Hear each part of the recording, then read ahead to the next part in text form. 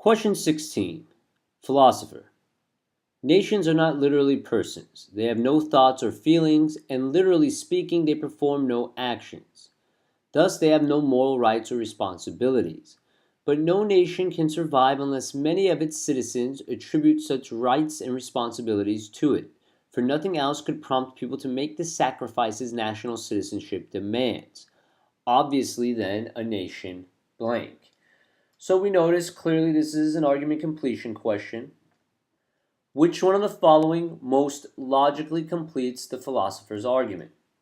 Logically completes. Again, looking for what follows logically, so what must be true based on the other parts of the passage. So let's go back and take a closer look at what the passage told us.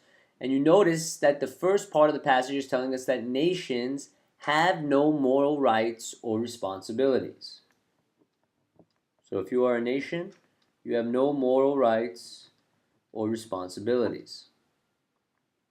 It then tells us, but no nation can survive unless many of its citizens attribute such rights and responsibilities to it. So again, we know unless introduces necessary, so our necessary condition would be moral rights and responsibilities attributed to nations. And our sufficient condition would be the other part of the statement negated. No nation can survive would become survive.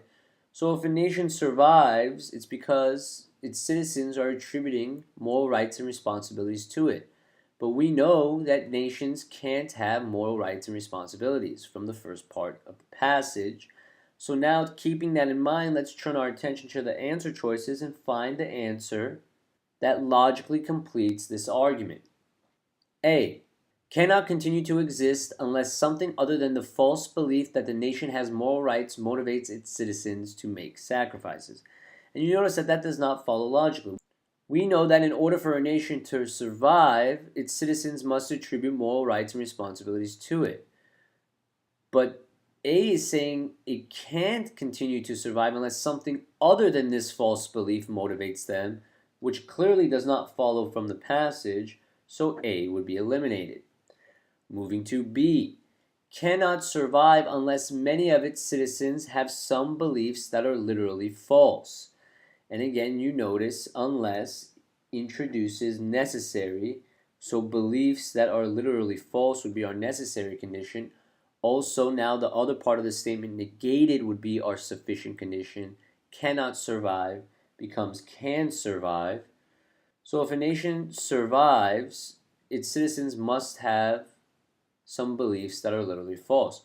Would that logically complete this passage? And you notice from the passage, we know that for a nation to survive, its citizens must attribute moral rights and responsibilities to the nation. But we know that it's impossible for a nation to have moral rights and responsibilities, at least literally speaking. You notice the second sentence. So then, since for a nation to survive,